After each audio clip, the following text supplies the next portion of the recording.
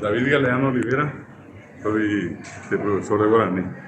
Bueno, con respecto a la diglosia, es un fenómeno, por decirlo de alguna manera, de larga data, donde por muchas razones el castellano tuvo un espacio de relevancia en los espacios, digamos, oficiales, públicos, y el guaraní siempre quedó relegado allí en un segundo plano. Eso se acentuó cuando en la Constitución de 1967 el castellano es declarado idioma oficial y el guaraní como idioma nacional. Y eso marcó una diferencia, el castellano Purúa, castellano Apeamó, guaraní en Deroga. Entonces, esa es una marca que después, ya en este tiempo, de alguna manera fue superada la cuestión. Hoy hablamos ya de dos lenguas que están relativamente hablando en un sitial ya de preferencia, no hay ya esa especie de discriminación hacia el guaraní, hacia el idioma oficial. Y bueno, ¿qué es lo que puede complicar? Y es el mal enfoque del modelo de enseñanza bilingüe. Nosotros hasta hoy no enseñamos a los niños guaraní hablantes. La población guaraní hablante en Paraguay es de casi el 40%, exclusivamente guaraní hablante. Hasta hoy el modelo no enseña a los niños a aprender castellano. Castellano lo aprendemos a los golpes, a los tumbos y como podemos, ¿verdad? Entonces, al tratarse de una estructura diametralmente opuesta al castellano, la gente en su mayoría habla guaraní y aprende el castellano como puede.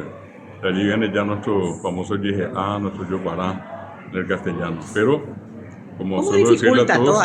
¿Cómo dificulta todas esas...? Y sobre todo por el enfoque, ¿verdad? Acá siempre se dijo que el mayor problema son los problemas de orden económico, financiero, la pobreza, por ejemplo, el tema vial, los accesos, las rutas. Sin embargo, creo que todos sabemos, por lo menos si hacemos un cálculo rápido, que la herramienta más importante para aprender es el idioma, o son los idiomas. Y acá ese fenómeno nunca se tuvo en cuenta. Siempre se enseñó en castellano a una población mayoritariamente guaraní hablante, que al poco tiempo de entrar a las escuelas y no entender nada, la mayoría terminó abandonando la escuela.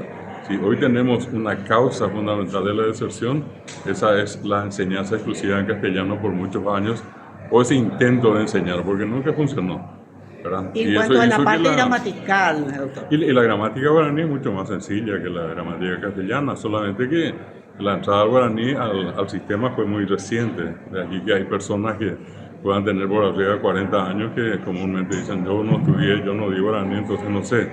Bueno, esa generación más nueva es muy reciente, calculo yo 30 años, 20 años. Son aquellos que ya tienen una mejor capacidad para escribir y para leer. Obviamente eso requiere de mucha práctica. Nosotros estamos en este momento en una etapa intermedia. Nos falta todavía apretar un poco más para que de aquí a unos 5 mínimo, ¿verdad? O 10 años, que es lo que yo calculo, si el guaraní continúa en esta senda con una mayor presencia, vamos a tener un mayor número de gente alfabetizada. ¿En qué medida, por ejemplo, la literatura podría ayudar justamente leer, para motivar, leer, el Yopará, YGA, claro, o el guaraní, claro, realmente científico, como se le dice? Todo viene por allí, ¿verdad? Uno va a empezar por lo que tiene y va a ir puliendo, ¿verdad? En la medida que uno haga el esfuerzo, va a usar mejor el castellano, va a usar mejor el guaraní, porque el Yopará no es un fenómeno del guaraní solamente. El Yopará está en el castellano, cuando decimos venir, nada es guaraní. Andate na, decirle qué es guaraní, decirle que nada es guaraní, qué pío querés, pío es guaraní, yo no sabía, ni es. Y en el Concierto de las Naciones hay muchos aportes del guaraní, por ejemplo, en la parte científica. Mucho. Por ejemplo, ¿cuáles serían? Y uno de los casos más reconocidos es la presencia del guaraní en el ámbito de la botánica. Es la tercera lengua que más nombres aportó a la botánica universal, luego del griego y del latín. Allí ya está el guaraní, ¿verdad? Por poner una simple referencia. Y luego otros conocimientos que tienen que ver inclusive con el campo de la medicina tradicional, con el campo digamos, que tiene que ver con el cultivo, ¿verdad? Las especies por ellos conocidas, la forma de elaborar sus alimentos. ¿Qué metodología debe adquirir, por ejemplo, un guaraní hablante o una docente que está enseñando a sus niños a hablar y a querer el idioma que es la oficial? Claro. En este caso yo creo que es muy simple. Yo suelo proponerle a todos incorporar en el niño, con la niña, un promedio en el primer ciclo, unas 350 palabras.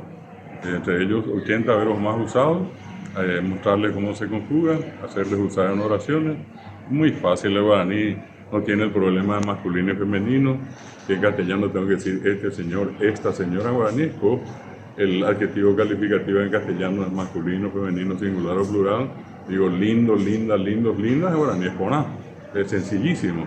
El castellano tiene más de 2000 verbos irregulares, el guaraní tiene 6, uno solamente absolutamente irregular.